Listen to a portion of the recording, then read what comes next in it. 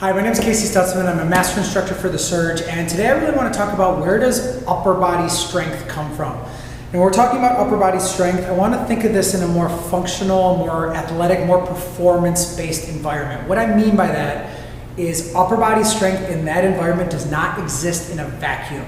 So bench press, and yes, I'm going to be that guy who's going to pick on the bench press here, might not always translate to on-field, on-sport success because we're in a position lying on our back and we're being supported by a metal bench structure.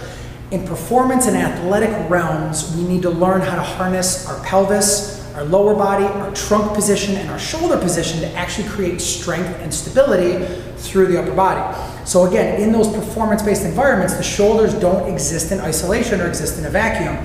Shoulder position, which is going to lead to strength, is very dependent on pelvic position, trunk position, bracing, and maintaining that braced neutral spine. So to try and mimic that in the training space, we use the Surge because it's a water-filled tool. That water gives us feedback.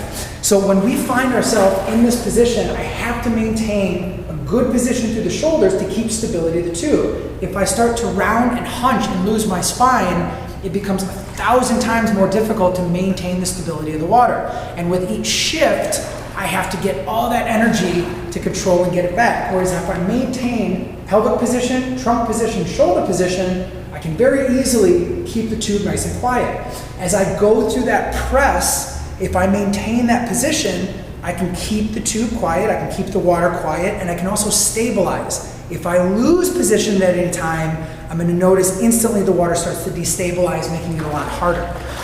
With the same amount or actually less load, I can get more activation because I have to control the movement of the load. So we're stressing the body less, but we're getting the feedback and the adaptations we want that are going to directly transfer to on-field, on-sport success. As we start to get better, we can start to increase tempo, explosiveness, finding quick end ranges to that hold position, where it's very easy when I get the water moving, if I don't find position, it destabilizes at the top, or start to make it more explosive, more dynamic, more metabolic, where I'm actually moving that load through the tube to create more force. At the end of the day, when we're looking at upper body strength and looking at it transferring to athletic endeavors, performance endeavors, we need to teach the body how to exist and coexist and work as one cohesive unit. We do that through the feedback of the water in the tube.